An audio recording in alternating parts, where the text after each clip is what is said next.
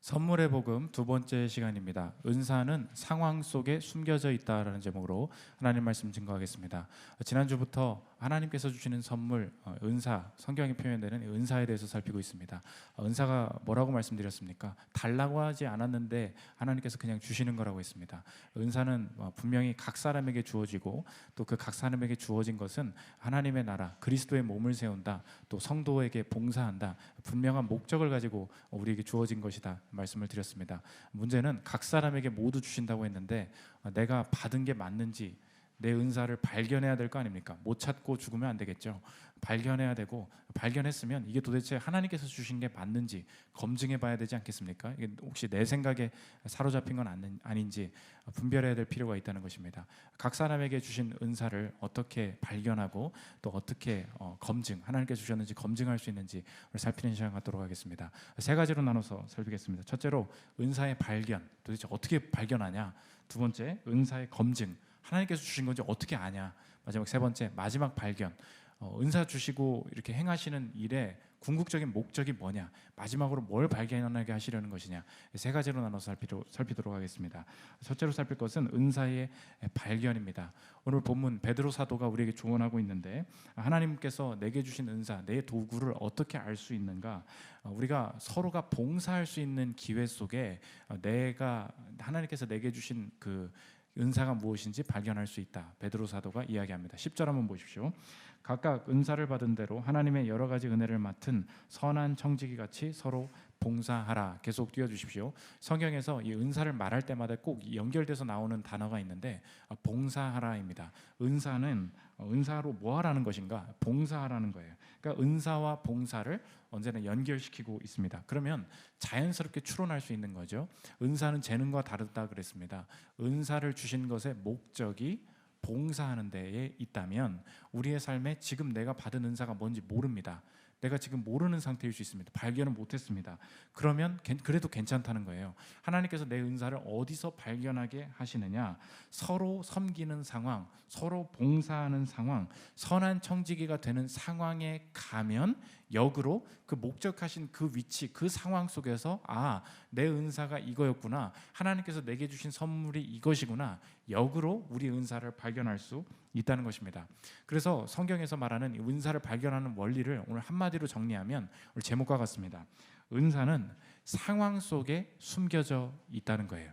이 말이 왜 중요하냐? 이 시대가 이 은사랑 비슷한 말이 재능이라고 했죠. 이 시대가 재능을 기반으로 자신의 삶의 방향성을 정하는 것과 이 성경이 말하는 이 방향성이 전혀 순서가 다르기 때문에 그렇습니다. 성경은 뭐가 먼저예요? 은사를 내가 처음부터 모른다는 거예요. 그런데 하나님께서 원하시는 상황에 가면 내가 그것을 나중에 발견하게 되는 거거든요. 근데 우리가 진로를 찾을 때 생각해 보십시오. 오늘도 이 청소년들도 있고 그런데 내가 진로를 모르잖아요. 뭘 할지 모르잖아요. 그러면 학교에서 보통 하는 게 있습니다. 적성 검사하고요. 그다음에 친구들끼리 만나서 MBTI 하고요. 너 ESTJ니? 난 INFJ야. 이러면서 난 그런가 봐. 그럼 INFJ가 하면 좋을 직업을 알려줍니다. 사업을 하라고 그러고 변호사를 하라고 그러고 상담가를 하라고. 난 이건가 봐. 그리고서 재능에 기반해서 내가 가진 지금의 어떤 능력에 기반해서 이 직업을 이 상황으로 가보세요. 이렇게 간단 말이에요. 근데 성경은 아예 다르게 얘기합니다. 네가 어떻게 아냐는 거예요. 은사를 주신 주인이 하나님이 없이 어떻게 너의 재능과 은사를 아냐는 것입니다. 그 방법이 아니라는 거예요. 지금 몰라도 괜찮다는 거예요. 하나님은 어떻게 우리의 은사를 발견하게 하시는가? 은사는 재능 이상이라 그랬죠. 재능을 가지면요, 재능이 있는 건 알겠는데 어떤 직업, 어떤 상황, 어떤 타이밍에 어디로 가야 될지 잘 몰라요. 근데 은사는 직분과 사역과 연결돼 있다고 했죠. 하나님이 주신 것이기 때문에 특정한 위치, 특정한 직업 속에서 특정한 나이에 이 일을 하게 하실 게 하나님이 그게 정하신 거라고요. 그렇기 때문에 은사는 처음부터 재능이 있다고 발견하게 되는 게 아니고 상황으로 먼저 가야 된다는 것입니다. 상황이 뭔데요? 서로 봉사하라. 봉사하는 상황에 가면, 나를 두면 역설적으로 거기서 나의 나의 은사를 발견하게 된다는 것입니다. 그러니까 봉사하는 상황이라는 게 무엇입니까? 목사님, 봉사가 뭔데? 어디 사회복지 어디 모자원 가서 봉사 단체 가서 봉사하는 게 그런 것입니까? 봉사는 그런 게 아니에요. 하나님이 이끄신 곳에서 하나님이 원하시는 일을 하는 것, 이게 봉사입니다. 단순히 그냥 교회 안에서 1차적으로 은사는 교회를 섬기기 위해서 주십니다. 근데 나아가서 교회 안, 교회 밖에서도 마찬가지예요. 하나님이 나를 부르신 곳에서, 그게 회사일 수 있고 사업일 수 있고 가정일 수 있고 뭐 여러 가지 교회일 수 있죠. 그 안에서 하나님이 원하시는 일을 행하다 보면 그 상황 속에서 역설적으로 나의 은사가 발견될 수 있다는 것입니다. 저의 예를 들면 쉽게 설명이 될 것 같은데, 제가 어렸을 때 은사가 있었습니다. 여러 가지 은사가 있는 중에 그 중에서도 다른 사람들을 이렇게 잘 설명해 준다, 말을 좀 이렇게 그래도 하는 것 같다, 이런 은사가 재능이 있을 수 있죠. 그런데 재능은 나한테 답을 주지 못해요. 여러분도 생각해 보세요. 말을 잘해요. 뭐 할 거예요? 강사가 될 수도 있고요, 학원 선생님을 할 수도 있고요, 교사가 될 수도 있고요, 목사가 될 수도 있고, 너무 여러 가지예요. 그러니까 누군가 내가 이걸 잘하는 것 같아, 이 말로는 되지가 않습니다. 그런데 하나님이 보내신 곳에서 하나님이 원하시는 일을 행하는 것, 그러면 거기서 이제 봉사 일을 하다가 역설적으로 발견된다 그랬죠. 제가 이렇게 접하는 상황이 뭐냐, 많은 친구들을 전도하는데 자꾸 이 친구들을 전도하고 계속해서 케어하게 하시는 거예요. 군대 갔더니 군종병이 됐습니다. 근데 교회 다니는 사람이 아무도 없어요. 한 명, 두 명 끌고 나가다 보니까 이 사람들 막 챙기게 될 일이 있어요. 회사에 갔습니다. 업무를 열심히 해야 되는데 갑자기 옆에 있는 사람이 교회 오겠다 그래요. 업무를 해야 되는데 자꾸 교회 온대. 교회에서도 또 이 직원을 챙겨주고 이런 일들을 했습니다. 그러다가 이제 사람이 몇 명 생겼어요. 그러다 보니까 제가 이 사람들을 계속 챙기지 않고는 안 될 상황이 된 거예요. 그럼 내가 중요한 갈림길이었거든요. 계속해서 회사원으로 남을 것인가, 목사가 돼야 될 것인가. 심지어 어떤 목사님은 넌 목사 되지 말라 그랬어요. 요즘 신실하게 그냥 회사원으로 있는 그리스도인들도 별로 없다, 이게 얼마나 중요한 일인지 아냐, 그런 얘기는 넌 목사 되면 큰일 난다, 절대 하지 말라 그랬어요.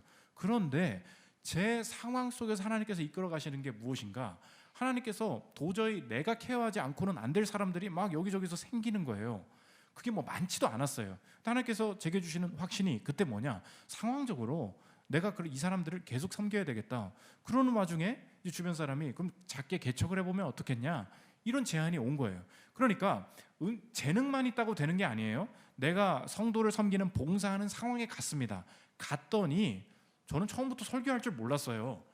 근데 그때 교회를 시작하기 전에 확신이 뭐냐, 이 정도 상황이 벌어졌으면 그것에 맞는, 이건 그냥 단순히 말을 잘하는 건데 말씀도 잘 증거하게 해 주시겠지, 거기서부터 오는 확신이에요. 그러니까 은사를 어떻게 발견합니까? 난 목사가 될 거야, 그러지 않아요.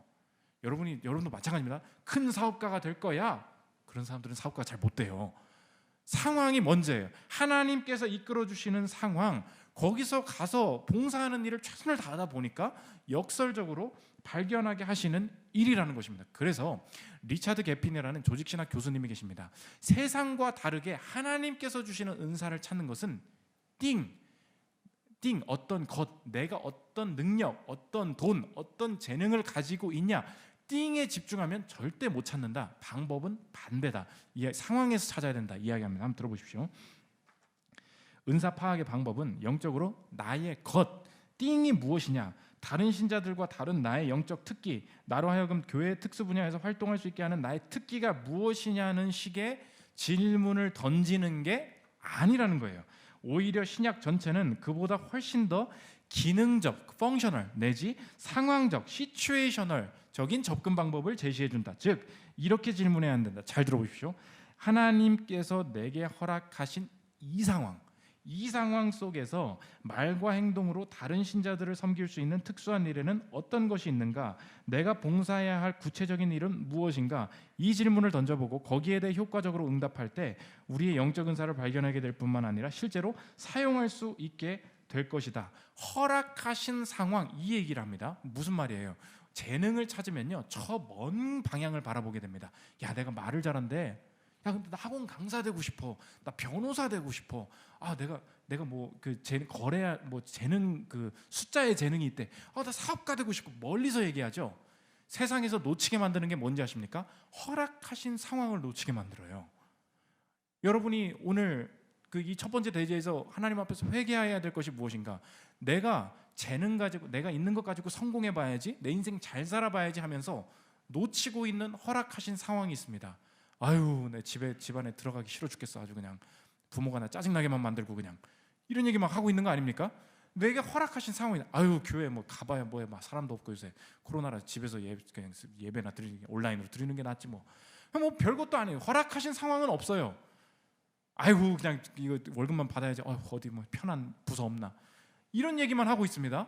그러니까 허락하신 상황은 다 버리고 난 이거 훨씬 잘하는 사람인데 내 재능만 가지고 내가 뭐 잘 될 수 있겠다.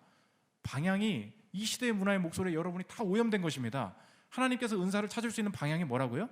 내게 허락하신 상황에 가면 역설적으로 그 다음에 발견하게 하시는 것입니다.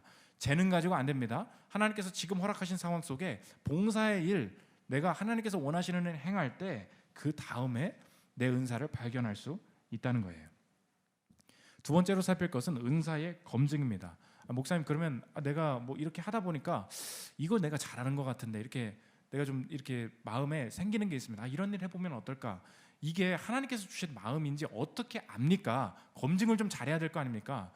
전통적으로 그 은사를 검증하는 방법을 목사님들마다 다 잘 이야기를 했는데 여러분은 이제 한사람교회를 다니시는 분이기 때문에 제가 생각하는 이렇게 은사를 좀 검증했으면 좋겠다. 세 가지 판별식이 있습니다. 꼭 한번 생각해 보십시오. 세 가지는 첫째로 어쩔 수 없는 게 은사라는 거예요. 목사님 이게 무슨 말입니까? 어쩔 수 없는 게 은사일 수 있다는 것입니다. 오늘 10절과 에베소서 4장 12절 한번 보십시오. 각각 은사를 받은 대로 하나님의 여러 가지 은혜를 맡은 선한 청지기 같이 서로 봉사하라. 이는 서로 성도를 온전하게 하여 봉사일을 하게 하며 그리스도의 몸을 세우려 하심이라. 은사를 말할 때마다 뭐가 같이 나온다 그랬어요? 봉사하게 한다, 봉사하려 함이라. 그리스도의 몸을 세운다. 그러면 목적이 이거죠. 근데 저와 여러분이 봉사하는 일에 관심이 있습니까 없습니까? 전혀 그렇지 않죠. 내 재능 가지고 내가 성공하는 게 내 인생의 목적이잖아요. 그러니까 하나님께서 은사를 가지고 쓰임받게 하실 때는 어쩔 수 없이 하시는 일이 있어요. 그게 무엇입니까? 어쩔 수 없는 일을 주실 때가 있다는 것입니다. 우리의 마음이 절대 봉사일을 하는데 관심이 없기 때문에 하나님께서 은사를 가지고 쓰임받게 하실 때에는 어쩔 수 없이 어쩔 수 없는 일을 맡기실 때가 있다는 거예요. 왜? 내 마음이 없기 때문에 먼저 그런 상황, 어쩔 수 없는 상황에 처하게 하시고 거기서 그냥 지지고 볶다 보니까 이건가 봐. 어쩔 수 없이 된다는 거예요. 그래서 어쩔 수 없는 일을 이렇게 적용하면 돼요. 진짜 하기 싫은데 하나님이 하라고 하시는 것 같긴 해. 이거예요. 이게 어쩔 수 없는 일이에요. 어쩔 수 없는 일이 뭐라고요? 이게 진짜 내 스타일 아닌데 하나님이 여기에 보내신 거는 맞는 것 같아. 이게 있어요. 정말 기도하다 보면 그런 마음이 들 때가 있다고요. 타인의 업무일 때가 있고요, 병간호일 때가 있고요, 어쩔 수 없이 부모 때문에 해야 되는 뭐 이런 일이 있습니다. 그거 해주다가 어쩔 수 없이 하다가 어쩔 수 없는 길 속에서 나의 은사를 발견하게 하신다는 것입니다. 그래서 하나님의 뜻대로 살려다 보니까 해야 되는 어쩔 수 없는 자리, 어쩔 수 없는 일, 이게 바로 내가 은사를 발견하고 검증할 수 있는 길이라는 것입니다. 최근에 우리 교회에 그 공무원이 되신 분이 계십니다. 이분의 비전, 오시성을 가진 어떤 형제님이 계신데 이분의 평생의 비전은 뭐냐? 내가 공무원이 되어서 편하게 도장을 찍으면서 평생에 꿀을 퍼먹으면서 사는 것이 내 인생의 가장 큰 비전이고 주님께서 내게 주신 은사다 확신을 가지고 살았습니다. 정말로 주님께서 은혜를 주셔서 공무원이 되게 하셨습니다. 역시 그럼 그렇지, 내 확신이 맞았어. 그랬는데 내 비전이 뭐라고요? 공무원 돼서 편하게, 그게 내 은사다, 편하게 사는 게 내 은사다. 근데 마침 이 코로나가 터지는 바람에 공무원의 그 인사 체계가 완전히 엉망이 된 거예요. 그러니까 보건소나 이런 인력들이 너무나 필요하니까 당장 들어오는 인력들을 원래 그 배정하는 원칙들이 있는데 다 무시하고 보건소로 그냥 다 보내버리는 거예요. 그러니까 사람들이 억울하다, 뭐 말도 안 된다 그런데 가가지고 일을 하는데 편한 것도 아니야. 맨날 야근하고. 근데 그 보건소로 이분이 갑니다. 근데 가는데 엎친 데 덮친 격으로 담당하던 그 팀장님이 백신 맞고 심장 발작 심근경색에 걸려가지고 쓰러져가지고 병원에 들어가 버리는 거예요. 그러니까 20년 된 팀장이 하는 일을 자기가 다 끌어안고서 이거 여기 와가지고 내가 뭐 하는 짓인가 갑자기 일을 하게 됩니다. 도대체 내가 이 일을 하는 게 맞냐? 하나님께서 이끄시는 게 맞냐? 그래서 어떤 중요한 순간에 이게 결단해야 돼. 이 일을 맡아서 할 것인지 안 할 것인지. 그래서 이분이 열심히 기도하고 그 위기 속에 그날 이제 예배를 왔다는 거예요. 예배 왔는데 하필 그때 고린도후서 하는데 위로의 복음을 하는데 그 설명을 했다는 거예요. 위로의 복음에 하나님의 위로라는 것은 이 시대가 말하는 감정적인 그것과 다르다. 감당할 수 있는 능력을 주시는 게 위로다. 그러니까 그게 막 자기의 그 음성으로 들렸다니 하나님께서 감당해내게 하시겠다. 막 이게 오는데 그분이 그날도 예배를 팀 모임 끝나고 다 사람들 가는데 다시 교회에 와서 기도를 한 거예요. 하나님 맡아야 되겠습니까? 아니겠습니까? 맡아야 된다는 마음을 너무 어쩔 수 없이 그냥 했다는 거예요. 했는데 이분이 그 다음에 자기 안에서 발견하게 된 게 뭐냐? 지난주에도 새벽 5시에 퇴근을 했다는 거예요. 그럼 사람들이 어떻게 때려쳐 뭐 공무원이니까 뭐 다 사기야. 뭐 이거 공무원 해봐야 뭐해. 뭐 이렇게 돼야 될 거 아닙니까? 근데 이분이 비전이 뭐였어요? 꿀 퍼먹는 게 내 비전이었다고. 그런데 이분 안에 엄청난 책임감이 숨겨져 있는 거예요. 다른 사람들은 뭐 쌍욕을 하면서 나는 절대 안 한다. 이거 말도 안 되는 인사 조치다. 막 이렇게 해야 되는데 자기는 어떻게 그냥 꾸역꾸역 다 하는 거예요. 다 맞더라는 거예요. 그래서 지난주에 전화 통화를 하는데 형제님 그 은사죠. 자기 그 은사 같대. 자기가 이거 설교 들으면서 그 느낌을 받았다는 거예요. 자기는 그거 있다는 거예요.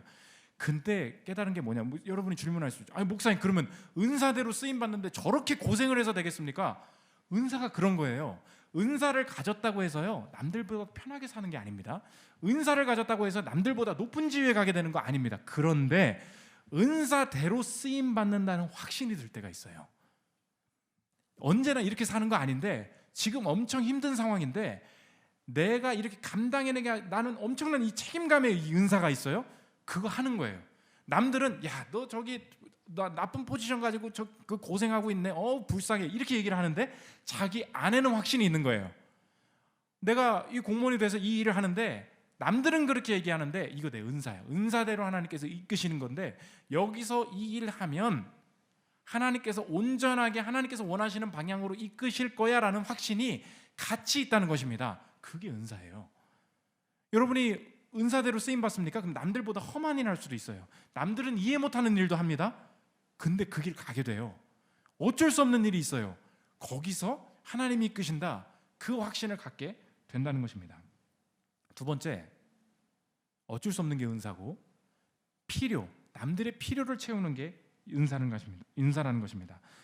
남들이 나보고 당신이 필요합니다 라고 말하면 그걸 은사로 받으라는 거예요. 10절 한번 보십시오. 다시 한번 읽어보면 각각 은사를 받은 대로 하나님의 여러 가지 은혜를 맡은 선한 청지기 같이 서로 봉사하라. 선한 청지기다. 우리를 그렇게 규정을 하고 있습니다. 이 청지기라는 말은 그 교회 다니지 않는 사람들은 잘 몰라요. 한자랑 한글이랑 섞여 있는데 청은 들을 청입니다. 청탁이에요. 청탁받았다 할 때 그런 거예요. 부탁을 받은 직위, 맡은 사람 그런 뜻이에요. 그러니까 하나님 앞에 뭘 부탁을 받은 사람으로 생각하라는 거예요. 무슨 말이냐? 우리 각각에게 은사를 주셨다는 말은 청지기다. 선한 청지기로 그냥 여겨라. 세상 사람들은 너 필요 없어. 너 재능 없으니까 뭐 어디 취업도 못 할 거야. 너 늙었으니까 아무것도 뭐 이 세상에서 너는 의미 없는 존재야 라고 말할 거야. 그런데 너희의 인생을 스스로 죽을 때까지 이렇게 생각해라. 너희들은 선한 청지기다. 무슨 말이에요? 죽을 때까지 어떤 상황에 벌어지든지 어떤 나이 어떤 직급에 있든지 들을 청, 하나님 앞에 부탁받은 일이 있고 그것은 분명히 남들의 필요를 채우는 데 쓰임받게 될 거니까 남들이 너보고 필요 없다고 쓸모없다고 얘기할 때 절대 그 말에 속지 말고 언제나 나는 할 일이 있을 거야. 그렇게 받아들이라는 것입니다. 내가 청직이라는 거예요. 이게 성경의 정체성입니다. 오늘 여러분이 회사에서 안 뽑아주죠? 회사에서 필요 없다고 이상한 부서로 보내죠? 그거에 속지 말고 나는 누구예요? 나는 청직이에요. 어디를 가든지 하나님이 남들의 필요를 채우게 하시는데 죽을 때까지 쓰임받게 하실 거라는 것입니다. 그래서 남들의 필요를 채우러 갈 때 여러분이 그 삶을 디자인할 때 이런 데 가면 됩니다. 뽑힌 곳 가면 돼요. 그냥 내가 적성도 모르겠어요. 근데 뽑혔어요. 뽑힌 데 가십시오. 그게 은사예요. 나보고 일하자고 도와달라고 하는 곳 거기 가세요. 나보고 일해보자고 하는 곳 연봉 얼마 줄까? 이건 묻지 말고 내 필요한 연봉이 없는데요. 그렇게 말하지 말고 일해봅시다. 가세요. 그게 이 남들의 필요가 은사일 수 있다는 것입니다. 지난주에 또 다른 그 형제님을 만난 적이 있습니다. 우리 교회 그 다니시는 분인데 연봉 때문에 많이 고민이 되는 거예요. 아유 때려치고 딴 데 가야 되겠다. 난 연봉 많이 주는 데가 이제 있는 거예요. 일해보자. 그래서 난 대놓고 말을 했다는 거야. 사장님 나는 일 못하겠습니다. 그 연봉 적게 줘가지고 나 일 못하겠다고. 안녕히 계시라고. 난 이제 딴 데 가려고 이제 다 준비 다 하고 마음의 준비를 하고 대놓고 얘기를 한 거예요. 근데 이분이 왜 그러냐? 연봉 얼마 주길래 그쪽에서 그러냐? 그러더니 그쪽에서 다 맞춰줄 수는 없겠지만 내가 맞춰주겠다. 그러면서 이야기하는 게 뭐냐? 당신이 필요하다는 거예요. 계속 일해보자는 거예요. 그때 이 형제님의 고민이 뭐냐면 이제 어떻게 결정해야 되냐? 연봉 가지고만 결정을 하려고 했는데 그러면 이제 어디를 가야 되냐? 복지를 따져야 되는지 조금이라도 더 주는 데를 가야 되는지 제가 밥 먹다 그랬어요. 필요로 하는 데가 그게 하나님의 부르심일 수 있다. 남들이 나를 쉽게 필요하다고 말할 수 있는 게 아니다. 연봉 때문에 자꾸 이렇게 재지 말고 필요하다고 하면 거기 있어 보시라. 이런 얘기를 한 적이 있습니다. 이게 부르심일 수 있다는 거예요. 우리가 상대의 필요를 하찮게 여기는 죄가 있습니다. 여러분 꼭 기억하십시오. 내가 인생을 살다 보니까요, 내 필요가 너무 많아요. 내가 연봉도 필요하고 뭣도 필요하고 내 인생의 필요가 커지잖아요. 그럼 은사를 놓쳐요. 은사가 어떻게 인도하신다고요? 상대의 필요를 채우면서 인도하시는데 상대의 필요가 하찮게 보여요. 위험한 순간입니다. 내가 알바생이에요. 여러분 알바생들 만나보셨죠? 알바도 해보셨죠? 알바생의 필요가 뭐예요? 시급이잖아요. 내 시급이 너무 궁한 거예요. 그러니까 사장의 필요가 보이지 않아요. 사장님 돼보셨습니까? 사장의 필요를 채우면서 일하는 알바생 찾기가 얼마나 어려운지 아십니까? 그거예요. 내가 알바생일 때는요, 그 필요가 하나도 안 보인다니까요. 내가 알바생일 때 그게 보이면 성공한 거예요. 이제 사장 될 수 있는 거예요. 그런데 알바생의 문제가 뭐예요? 알바생의 필요밖에 안 보인다는 거죠. 왜 시급 안 주는데요? 왜 오늘 늦게 가라고 하는데요? 이 얘기만 하고 있잖아요. 왜 왜 입금이 왜 아침에 안 되냐고. 자꾸 이런 것만 물어봐. 그러니까 필요가 안 보이죠? 근데 필요를 채워보십시오. 그때부터 그게 필요를 채우는데 은사예요. 오늘 일부도 예배를 드렸는데 은사 설교를 하면은 많은 분들이 이렇게 귀 닫는 분들 중에 교회에 계신 많은 분들 중에 무슨 얘기하냐면 늙은 사람들은 그게 소용없다. 젊은 사람들이나 은사 찾고 은사 얘기하는 거지. 늙은 사람들은 은사가 필요 없다는 거. 다 늙었는데 천국 가면 끝이지. 그런데 그렇지 않다는 것입니다. 오늘 뭐예요? 필요가 은사라고 했죠. 늙어지잖아요. 아무도 날 안 찾아요. 은퇴했는데 날 찾아요. 이렇게 얘기하잖아요. 이 말 자체에 숨겨진 전제가 뭐냐? 세상적으로 나는 선한 청직이다 이게 없는 거예요. 세상적으로 필요 없다고 하니까 빨리 죽어야지 이렇게 얘기한다는 거예요. 그렇지 않습니다. 필요를 채울 수 있는 게 너무 많아요. 그게 은사예요. 제가 어린이집에 이렇게 애 데리러 가면요, 그 아파트에서 그 애 데리고 올 때 우르르르 할아버지들이 막 나와요. 뭐야 이 사람들이. 난 처음에 노인정 가는 줄 알았어요. 아니에요. 이 할아버지들이 뭘 하고 있느냐? 애 데리러 가는 거예요.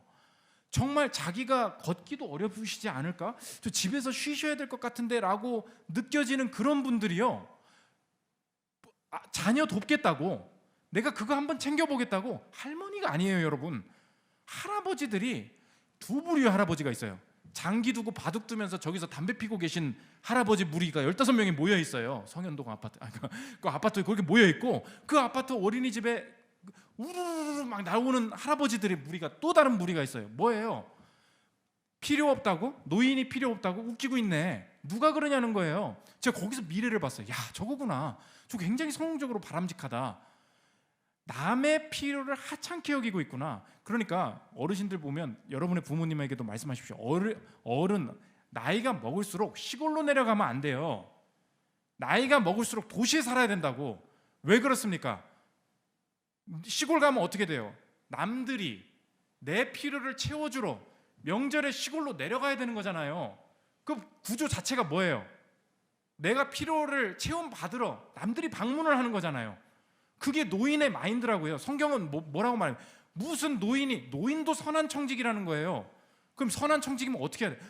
사람 필요를 채울 수 있는 곳으로 가야죠. 그러니까 나이가 들수록 도시에 살아야 되고요, 자녀 옆에 가까이 살아야 되고요, 사람을 만날 수 있는 교회 옆에 살아야 되고요. 그래야 돼요.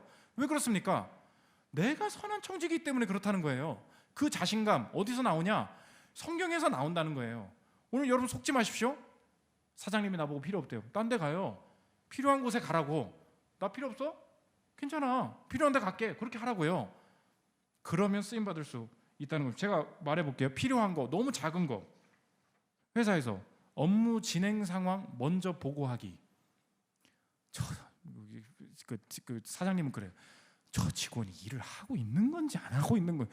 여러분, 사장의 필요는 그런 거예요. 먼저 말해보십시오. 먼저 사무실 정리하기, 격려 문자 보내기, 운전해주기, 설거지 먼저 해주기, 쓰레기 버려주기. 뭐 작은 거 있지 않습니까? 필요를 채워보십시오. 그때부터 내 길이 활짝활짝 열리게 된다는 것입니다. 세 번째, 가능성이 은사라는 거예요. 내가 어떤 일을 해보고 싶다. 내가 이게 은사 같다. 이 사업을 새롭게 해보고 싶다. 막 그런 마음이 들 때가 있지 않습니까? 이직하고 싶다. 그런데 성경은 언제나 가능성을 검증해야 된다 이야기합니다. 그 인내에 대한 그 이야기를 야고보서에 이렇게 기록해요. 야고보서 1장 4절 보십시오. 인내를 온전히 이루라. 이는 너희로 온전하고 구비하여 조금도 부족함이 없게 하려 함이라.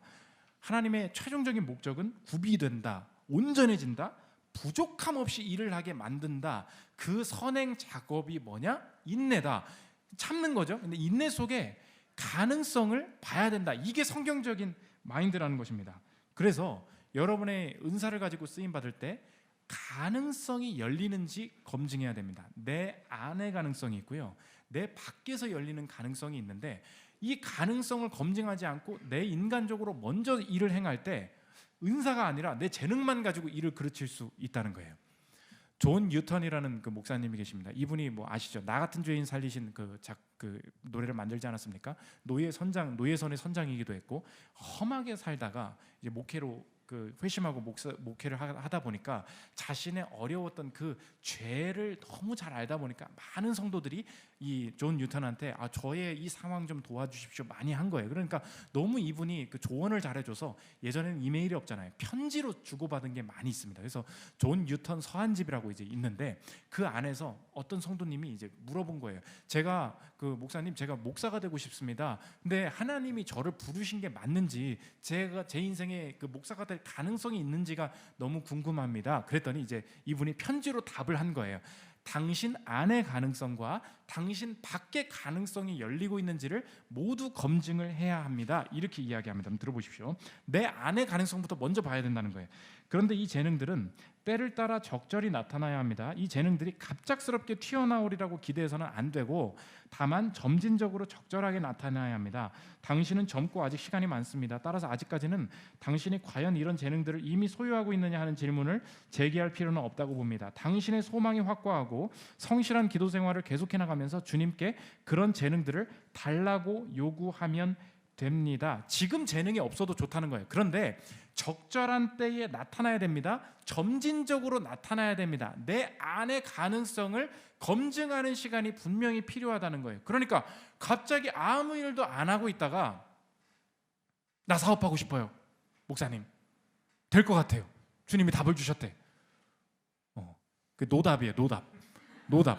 왜 그렇습니까? 점진적으로 나타나야 됩니다. 적절히 나타나야 됩니다. 지금 재능이 없어도 좋은데 하나님이 내 안에 뭔가 이걸 시도해보면서 뭐 성과도 생기고 가능성이 열리는지, 그러니까 갑자기 뭐 하겠다고 하는 사람들은 무조건 답이 없다고 생각하면 돼요. 내 안의 가능성을 검증하는 기간, 인내를 온전히 이루라.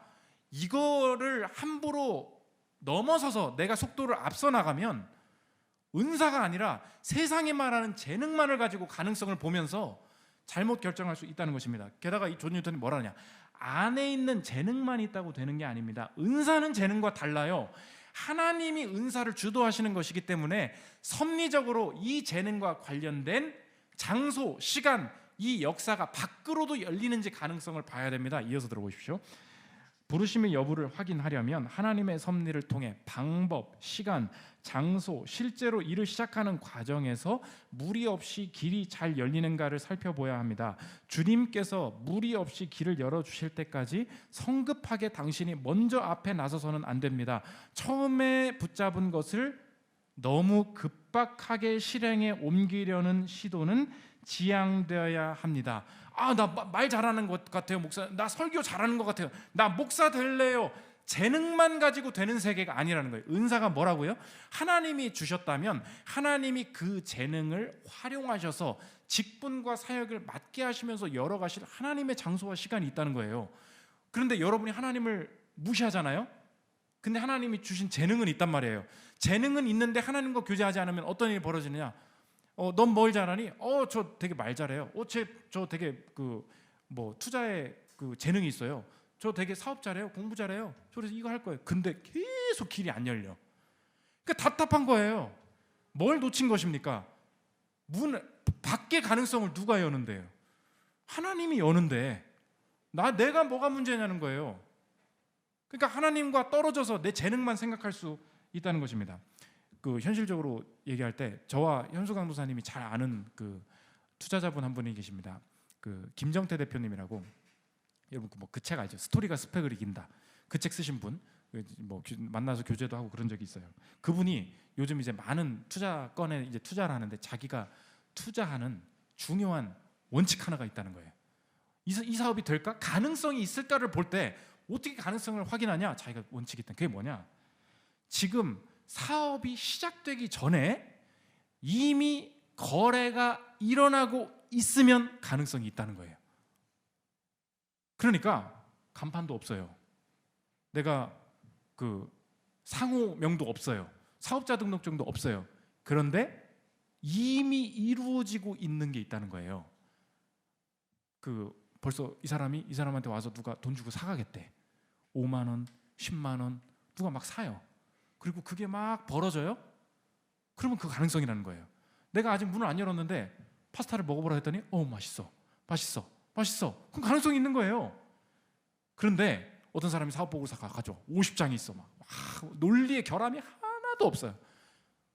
근데 언제 이거 지금 진행하고 계십니까? 아니요, 이제 해보려고요. 그럼 거른다는 거예요. 무슨 말입니까? 가능성이에요. 지금 이게 적절하게 열리고 있구나. 밖에서도 이 사업이 시장이 만들어지고 있구나. 이걸 먼저 봐야 된다는 거예요. 여러분의 삶도 마찬가지입니다. 재능만 있으면 되는 게 아니에요. 열리고 있습니까? 점점 그 방향으로 하나님의 뜻을 온전히 하나님보다 앞서지 않을 때 재능이 아니라 정말 은사로서 하나님 앞에 내 인생이 쓰임받을 수 있다는 것입니다. 마지막 세 번째, 마지막 발견입니다.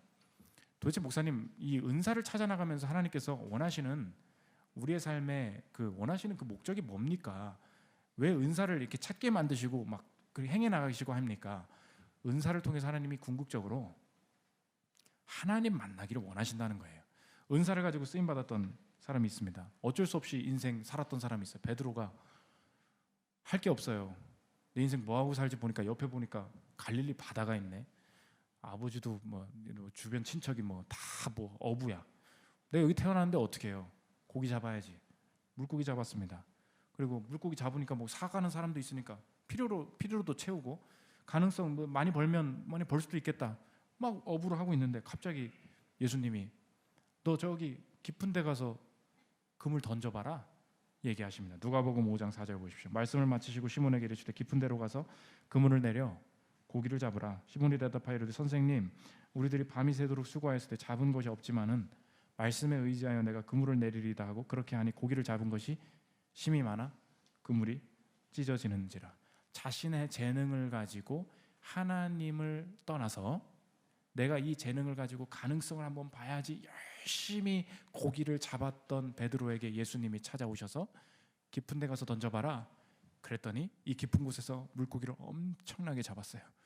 그때 베드로의 변화는 와, 대박, 드디어 은사 가지고 내가 성공하는구나, 이 재능이 드디어 빛을 발하는구나 라고 말하지 않고 8절에 이렇게 고백합니다. 시몬 베드로가 이를 보고 예수의 무릎 아래 엎드려 이르되 주여 나를 떠나소서 나는 죄인이로소이다 하니.